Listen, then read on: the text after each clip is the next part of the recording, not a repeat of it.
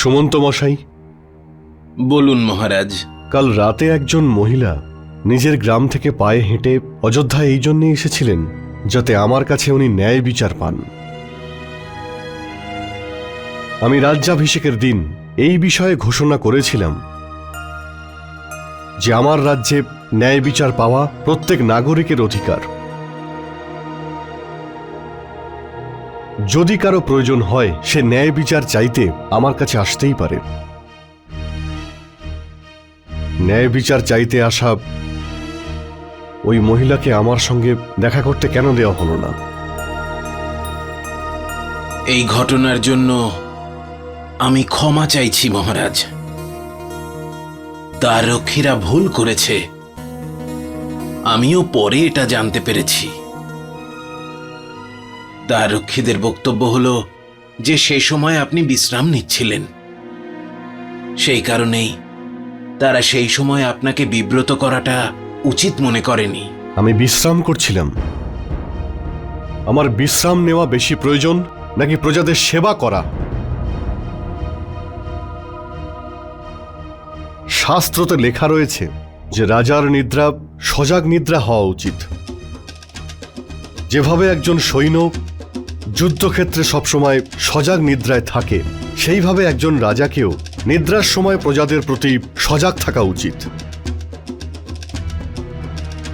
সুমন্ত মশাই, এই রাজ্য প্রশাসন হয়তো এটা জানে না যে ন্যায় বিচার পেতে দেরি হলে তা আর ন্যায় থাকে না, বরং অন্যায় রূপান্তরিত হয়। প্রত্যেককেই বলছি আমি,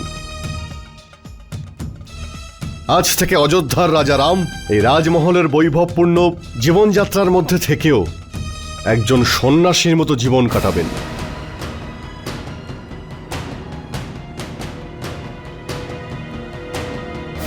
একজন সন্ন্যাসীর মতন তার কুঠিরের দ্বার রাত দিন প্রজাদের সেবার জন্য খোলা থাকবে। আজ থেকে রাম তার প্রজাদের কল্যাণের জন্য, তার প্রজাদের সুখ সুবিধার জন্যই থাকবেন। বিশ্রাম তো খুবই সামান্য ব্যাপার। আমার প্রজাদের কল্যাণের জন্য রাম তার অনেক বহুমূল্য বস্তুও আর সব থেকে প্রিয় ব্যক্তিকেও ত্যাগ করতে পারেন।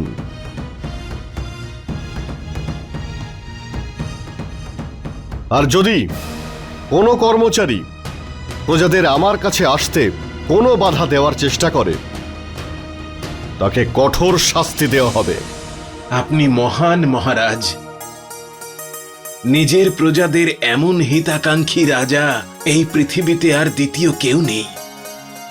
সুমন্ত মশাই, আমার আদেশ হলো যে কোনো প্রকারে ওই স্ত্রীকে খুঁজে তার সমস্ত প্রার্থনা শুনে তাকে ন্যায় বিচার দেওয়া হোক। যথাজ্ঞা মহারাজ।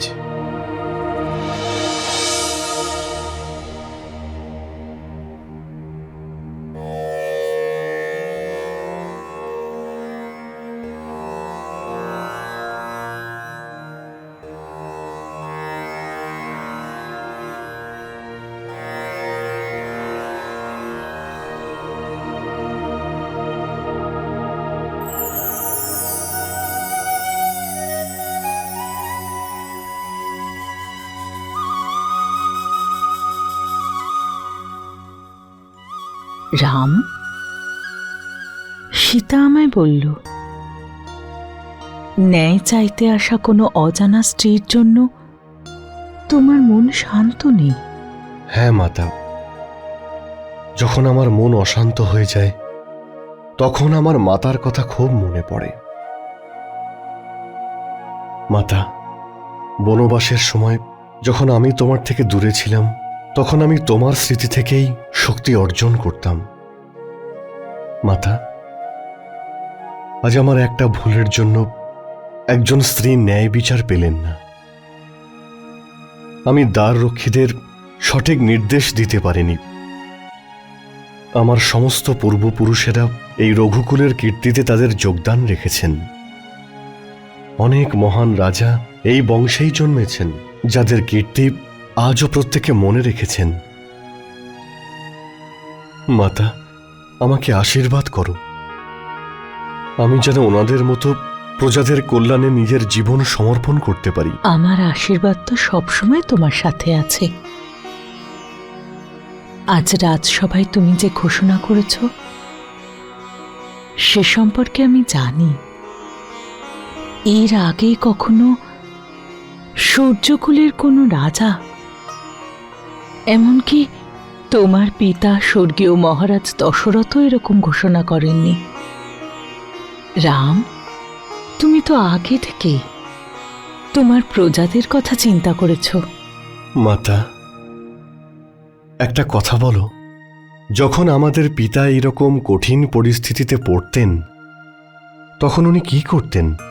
উনি প্রজাদের পরিস্থিতি জানার জন্য কেবল গুপ্তচরদের উপর নির্ভর করতেন না রাম, উনি স্বয়ং ছদ্মবেশে প্রজাদের কাছে যেতেন আর তাদের সুখ দুঃখ সব বুঝতেন। মহারাজের জয় হোক। গুপ্তচর প্রধান ভদ্রাংশ আপনার সঙ্গে দেখা করতে এসেছেন। খুব ভালো সংবাদ। তুমি যাও, আমি আসছি। যথাজ্ঞা মহারাজ।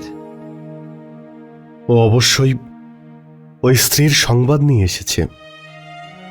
ঈশ্বর করুন যেন ও ভালো থাকে।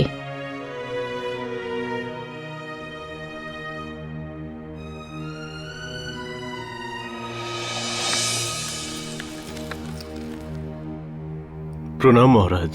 আমার বিশ্বাস ছিল যে তুমি অবশ্যই ওই স্ত্রীর সংবাদ নিয়ে আসবে। কি হলো,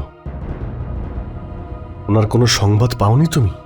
মহারাজ, যে সংবাদ আমি এনেছি তা শুভ নয়।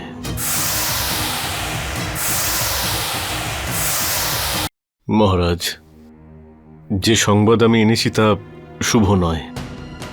কি হয়েছে? ন্যায় বিচার না পেয়ে কি উনি? না মহারাজ, আমি এই মুহূর্তে আপনার সঙ্গে অন্য ব্যাপারে কথা বলতে এসেছি মহারাজ। অনন্তর কথা আপনার মনে আছে তো? আমাদের গুপ্তচর যাকে আমরা মধুপুরী পাঠিয়েছিলাম। হ্যাঁ হ্যাঁ, কি হয়েছে ওর? মধুপুরীর দৈত্যরা ওর আসল রূপ ধরে ফেলেছে মহারাজ। সবাই জানতে পেরেছে, কিন্তু কি করে? ও আমাদের কিছু সংবাদ পাঠাচ্ছিল, যেটা মধুপুরীর দৈত্যরা শুনে ফেলে। ও জীবিত আছে? হ্যাঁ মহারাজ, ও জীবিত আছে, কিন্তু ওখান থেকে যা হোক করে নিজের প্রাণ বাঁচিয়ে এখানে চলে এসেছে মহারাজ। খুব ভালো হয়েছে।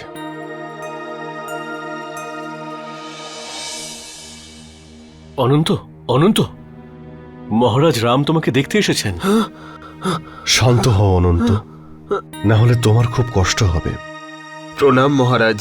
প্রণাম অনন্ত। তোমার মতো একজন দেশভক্ত আর বীরদের জন্যেই আমাদের রাজ্যের নাম প্রত্যেকে খুবই গর্বের সঙ্গে উচ্চারণ করেন। তুমি এই রাজ্যের জন্য নিজের প্রাণের ঝুঁকি নিতেও একবারও তুমি দ্বিধাবোধ করনি। সেই জন্য আমি তোমাকে রাজমিত্রের উপাধিতে সম্মানিত করছি। রাজবৈদ্য, ওর শুশ্রূষা আপনি নিজে করুন আর মূল্যবান ঔষধি দিয়ে ওকে সুস্থ করে তুলুন। যথাজ্ঞা মহারাজ।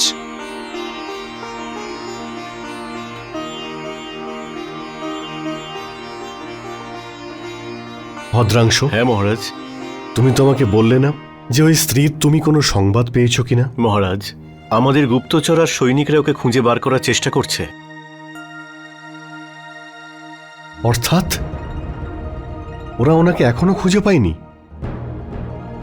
ভদ্রাংশ, এরপর থেকে তোমার আমার সাক্ষাৎ ঠিক সেই দিনই হবে যেদিন তুমি ওই স্ত্রীর কোনো সংবাদ আনবে। এটা এটা আপনি কি বলছেন মহারাজ?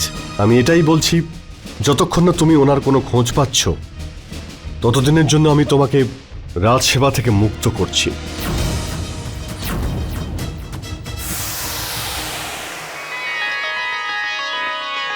তোমাদের সবার জন্য একটা শুভ সমাচার আছে। কি সংবাদ এনেছেন গুরুদেব? দেবী কৌশল্যা, অনেক বছর পরে ঋষি ঋষ্যশৃঙ্গ এই অযোধ্যায় আসছেন। এটা তো সত্যি খুবই শুভ সংবাদ গুরুদেব। রাম, তোমরা 4 ভাই যখন জন্মগ্রহণ করনি তখন স্বর্গীয় মহারাজ দশরথ ঋষ্যশৃঙ্গকে অযোধ্যায় আমন্ত্রণ করেছিলেন। তাঁর তপবল আর আশীর্বাদে তোমাদের 4 ভাইয়ের জন্ম হয়েছে। এ তো আমাদের সৌভাগ্য মাতা যে আমরা ওনার দর্শন পাব। ওনার দর্শন পেতে আমিও উৎসুক মাতা। আমি মহামন্ত্রীকে নির্দেশ দিচ্ছি যে ওনাকে স্বাগত জানাতে কোনো যেন খামতি না থাকে।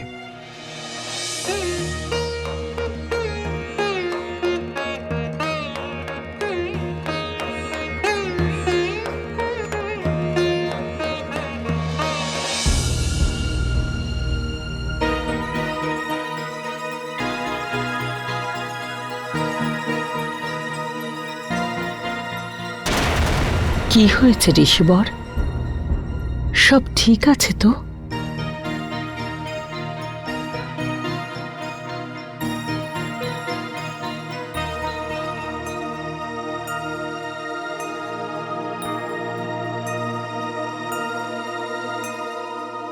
যদি কোনো শুভ সংবাদ থাকে তা আমাকে এখনই জানান মহর্ষি। আমি আপনার মুখ থেকে শুভ সংবাদ শোনার জন্য উদ্গ্রীব হয়ে আছি। শুভ সংকেত হলো এটাই যে মাতা সীতা 2 পুত্রের মাতা হতে চলেছেন।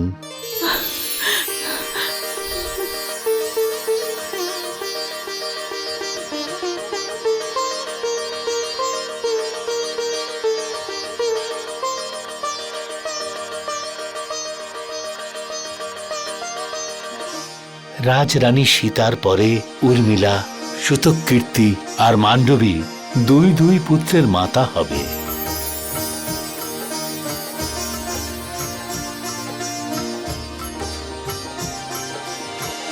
রাম, তোমার 2 পুত্র তোমার চাইতে অধিক বলবান হবে।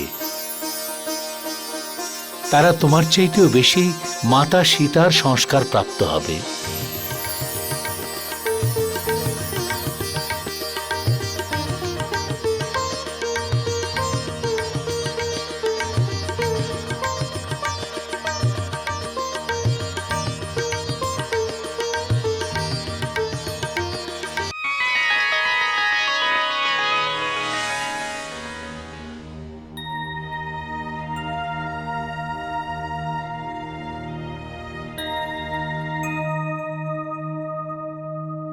তুমি আমাকে এইভাবে কেন দেখছো সীতা? দেখছি না স্বামী, আমি তো ভগবান মহাদেবের কাছে প্রার্থনা করছিলাম উনি যেন আমার পুত্রদের আপনার মতোই রূপ আর গুণ প্রদান করেন। কেন, তোমার কি কোনো সন্দেহ রয়েছে? তোমার মনে নেই মহর্ষি আমাদের কি বললেন? উনি আমাদের পুত্রদের তেজস্বী, গুণবান, মর্যাদা সম্পন্ন আর আমার থেকে শক্তিশালী হওয়ার ভবিষ্যৎবাণী করেছেন। আর এটা ছাড়াও কি বলতে চাইছো? এটুকু কি যথেষ্ট নয়? ওনার ভবিষ্যৎবাণী শুনে আমার মন খুবই প্রসন্ন হয়েছে। একজন পিতার কাছে এর থেকে প্রসন্নতার কি বা হতে পারে যে তার পুত্ররা তার থেকে বেশি শক্তিশালী হবে? আমি এটা বলতে চাইছিলাম যে ঋষিবর এটা ছাড়াও আরো কিছু বলেছিলেন।